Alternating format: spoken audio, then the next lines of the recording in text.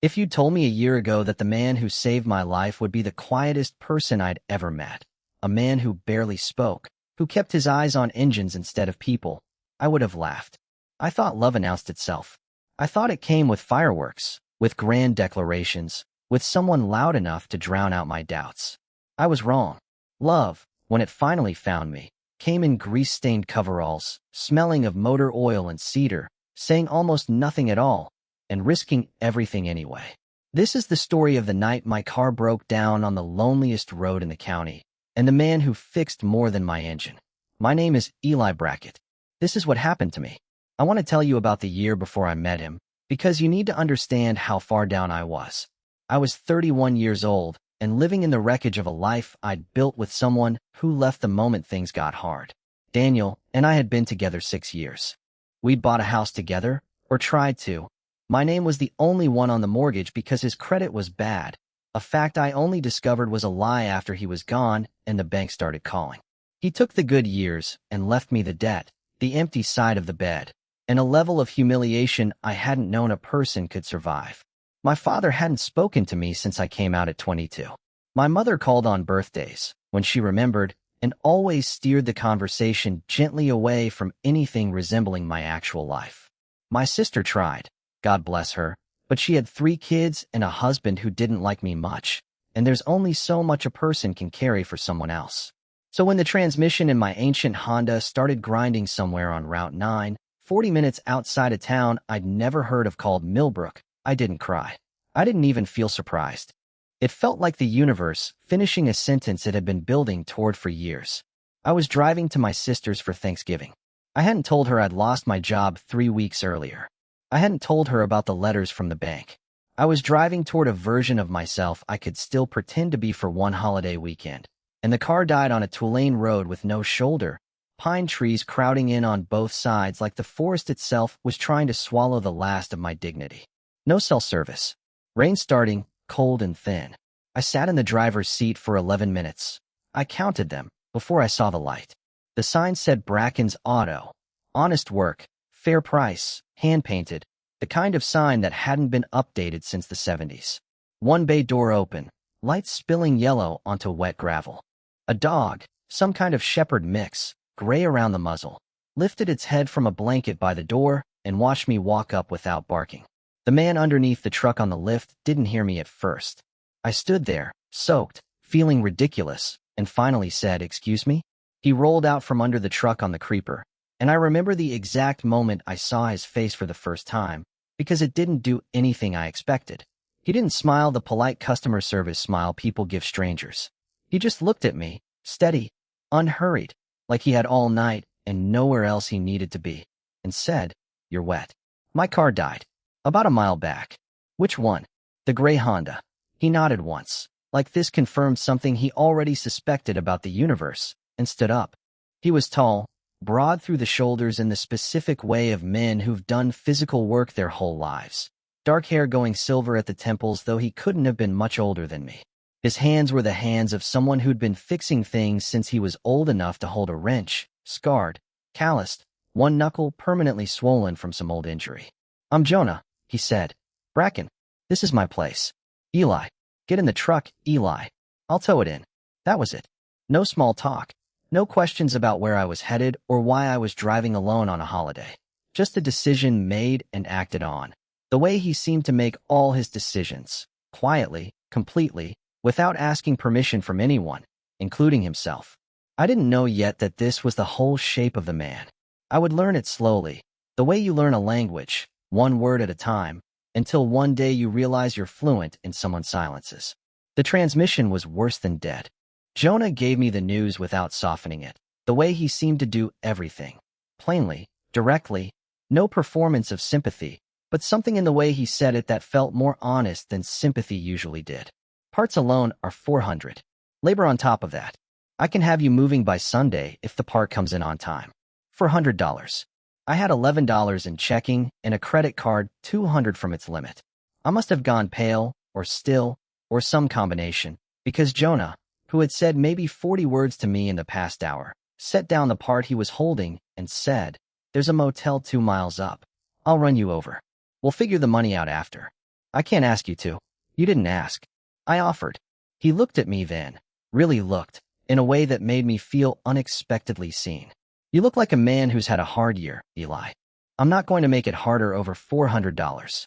I found out later, much later, from the woman who ran the motel, a sharp-eyed widow named Carol, and who'd known Jonah since he was a boy, that Bracken's auto barely broke even most months.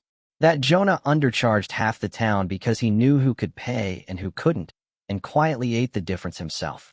That he'd once fixed an ambulance for the county for free because the town council had been fighting about the budget for months, and somebody needed to get to the hospital in the meantime. He didn't tell me any of this. He never told me anything about himself unless I asked directly, and even then, he gave you exactly what the question required and nothing more. I used to think it was coldness. It took me weeks to understand it was the opposite, a kind of carefulness, like a man who'd learned that giving too much of himself was dangerous, and had built a whole life around never doing it again. The part didn't come in on Sunday. Or Monday. By Tuesday, I'd stopped pretending I minded. I told my sister I'd been in an accident, a small lie, softer than the truth, and that I was fine, just delayed. She was disappointed, but not suspicious. Disappointment, I was learning, was easier to survive than pity. I spent those 4 days the way you spend days when you have nowhere else to be and no money to spend. Walking the 2 miles between the motel and the garage, sitting on an overturned bucket in the corner of Jonah's bay while he worked, talking when he wanted to talk, and sitting in comfortable silence when he didn't. I learned things slowly. That Jonah had grown up in the apartment above the garage, that his father had run the place before him and taught him everything, and that his father had died 4 years ago, a heart attack, right there on the shop floor, and Jonah had been the one to find him. That Jonah had never left Millbrook, not once, not even for college, because somebody had to keep the lights on, and by the time there was room to leave, there was nothing left he wanted more than what he already had. I learned that he'd loved someone once. He told me this on the 3rd night, not as a confession, but as a simple fact, offered the way he offered everything, plainly, without decoration. There was a man, he said, wiping his hands on a rag that had long since stopped being able to clean anything. 12 years ago. Ray. He worked construction 2 towns over. We were together 3 years. What happened? His family found out.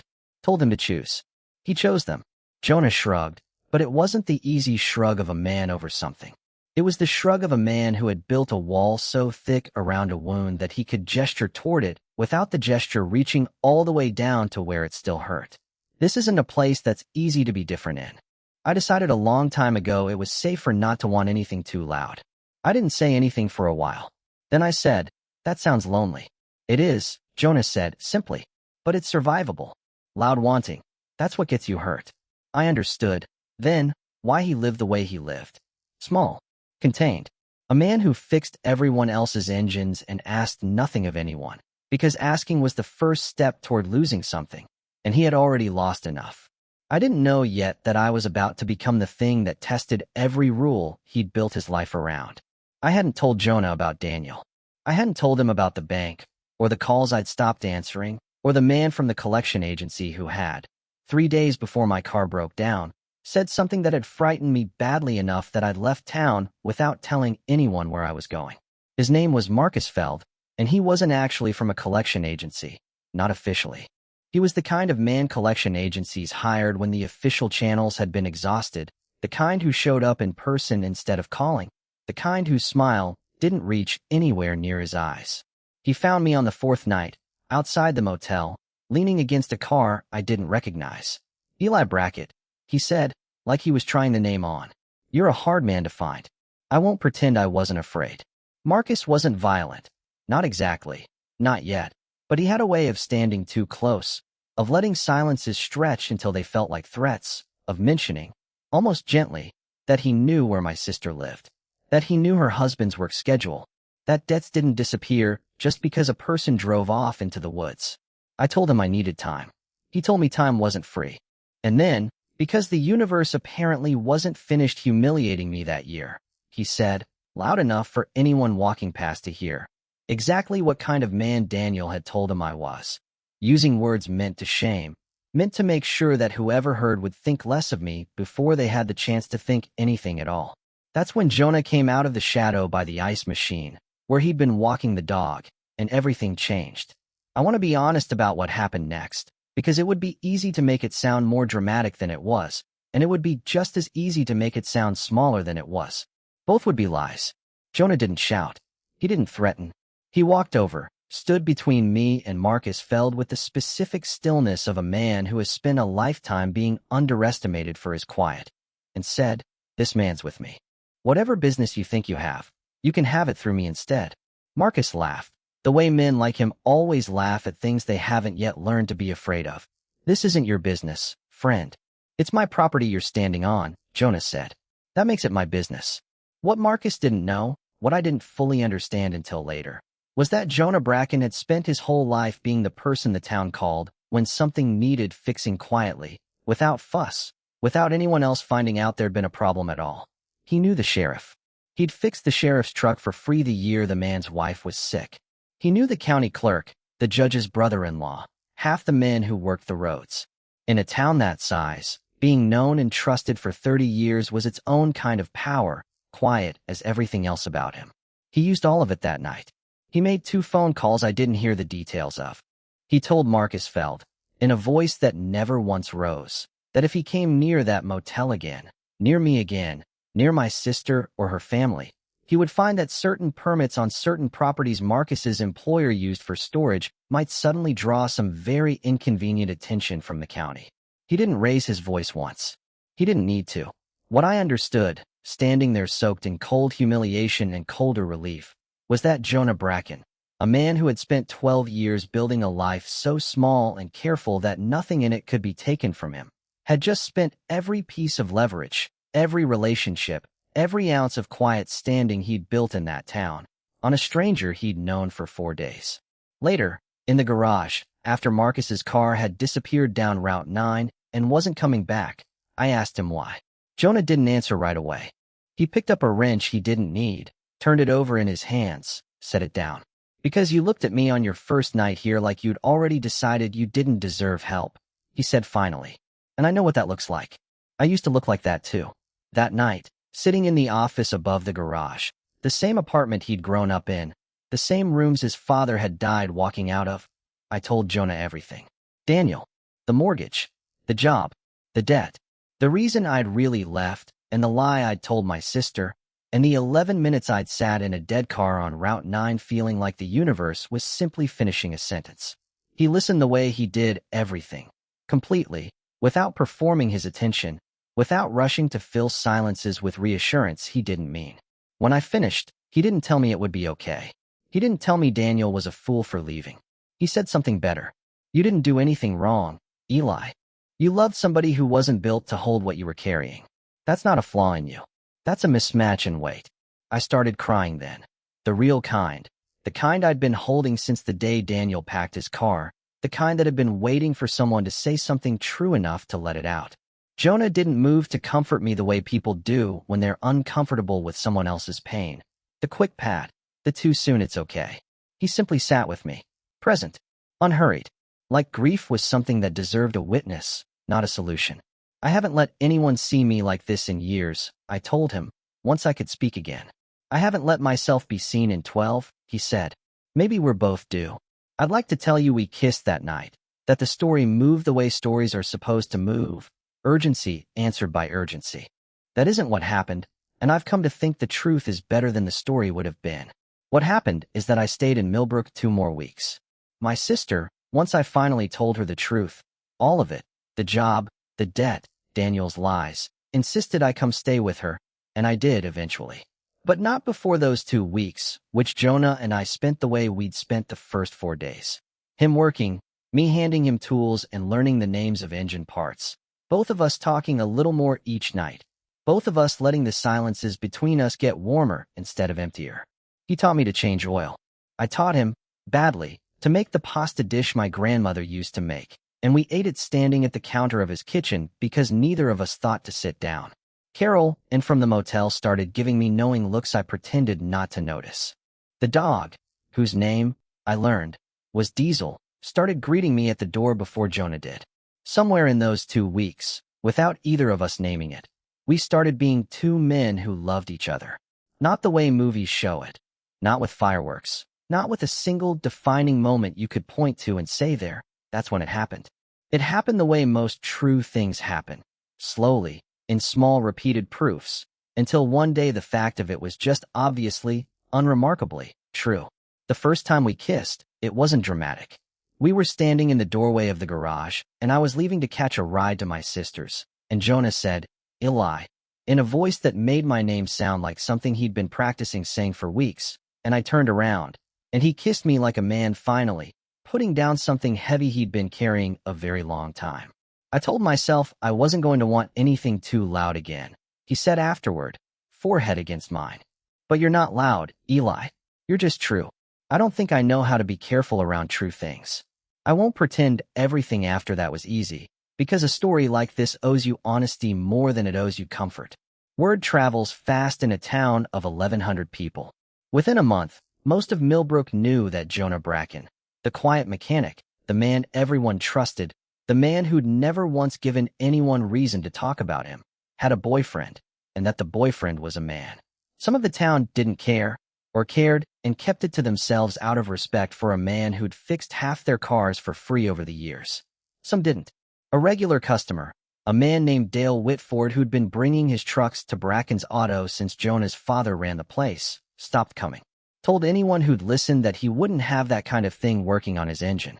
Business dipped, quietly, the way these things do, not all at once, just a slow erosion.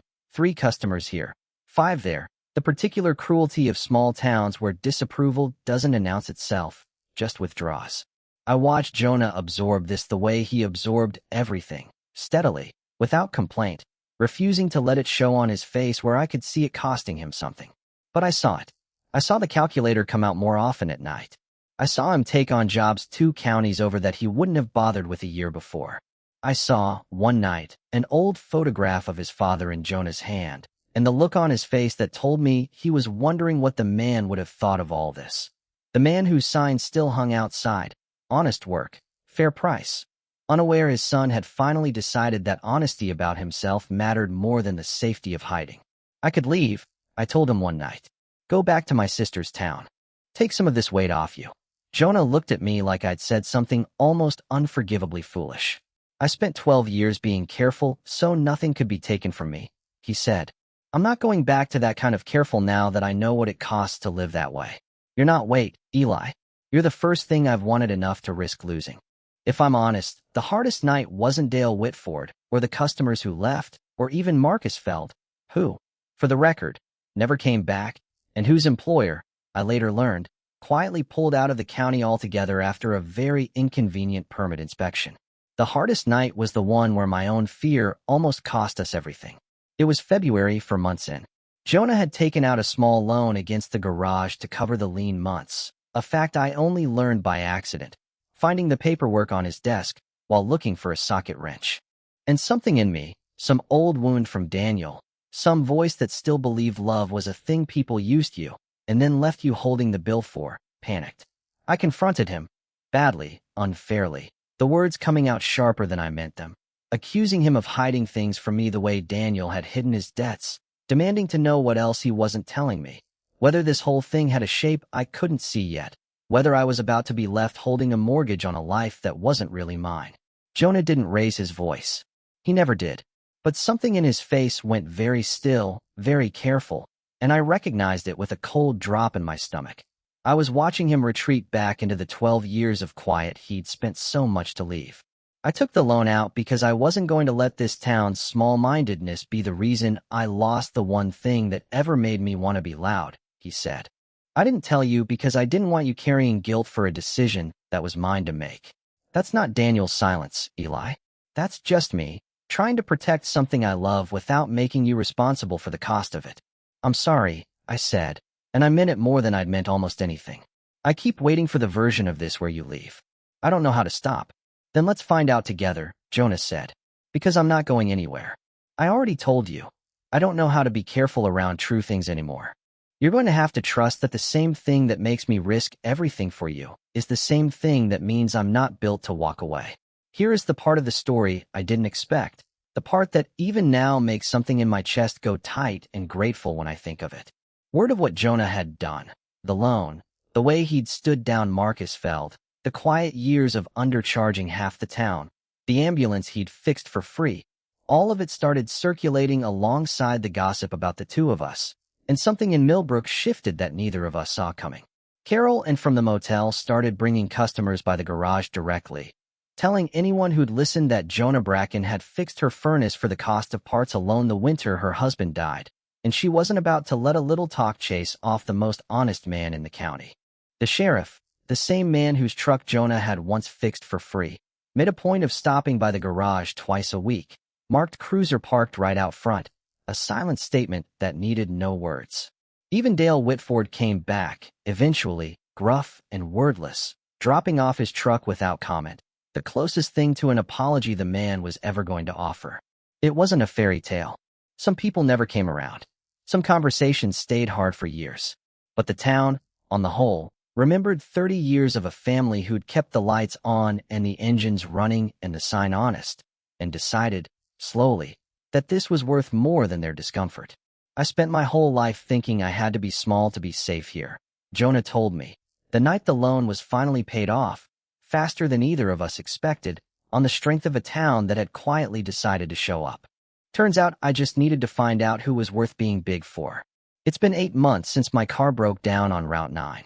I live above the garage now, in the apartment where Jonah grew up, where his father died, where Jonah once decided that wanting things loudly was too dangerous to risk.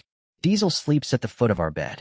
I've learned to rebuild a transmission, badly, under Jonah's patient correction. My sister visits on weekends and has decided, loudly and without subtlety, that she approves. I paid off what I owed the bank. Slowly, the way most true recoveries happen, without fireworks, one payment at a time. Daniel is a name I think of now the way you think of weather from a long time ago, a fact about the past, no longer a wound in the present. People ask me sometimes what made Jonah different. Why? Out of everyone, it was the quiet mechanic in a town of 1,100 people who finally taught me what it felt like to be safe inside love instead of afraid of it. I think about that night by the ice machine more than almost any other memory I have. Not because of what he said to Marcus Feld, though that mattered.